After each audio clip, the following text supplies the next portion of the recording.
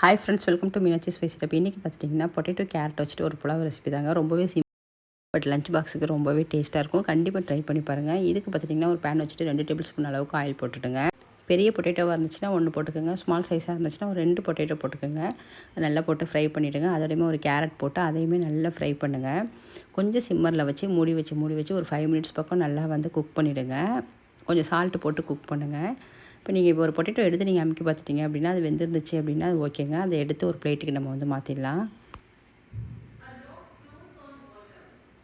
அதே ஆயிலே ஒரு துண்டு பட்டை, ஒரு கிராம்பு, ஒரு ஏலக்காய் போட்டுக்கோங்க. ஒரு பிரிஞ்சி இலை போட்டுருங்க. ஹோல் கரம் மசாலா வந்து ரொம்ப தேவையில்லை.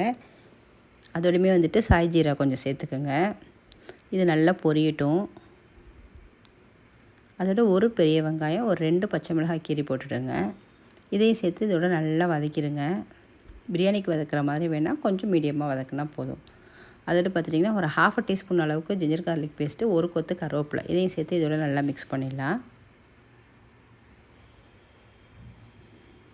கொஞ்சம் மஞ்சள் பொடி போட்டுக்கோங்க. ஒரு 1/4 டீஸ்பூன் அளவுக்கு மஞ்சள் பொடி, 1 டீஸ்பூன் வந்துட்டு தனியாத்தூள், 1 டீஸ்பூன் வந்து சில்லி பவுடர் எல்லாத்தையுமே இந்த ஆயிலே போட்டு நல்லா மிக்ஸ் பண்ணிடலாம்.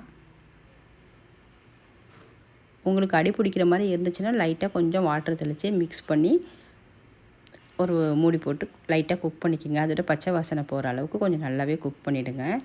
குக் பண்ணிவிட்டு நம்ம வதக்கி வச்சுருந்த வெஜிடபிள்ஸ் இதோட சேர்த்துடலாம். சேர்த்து இதையுமே நல்லா மிக்ஸ் பண்ணிவிடுங்க. நான் வந்துட்டு ஒரு டம்ளர் சீரக சம்பா ரைஸ் வந்து தனியாக குக் பண்ணி வச்சுட்டேன்.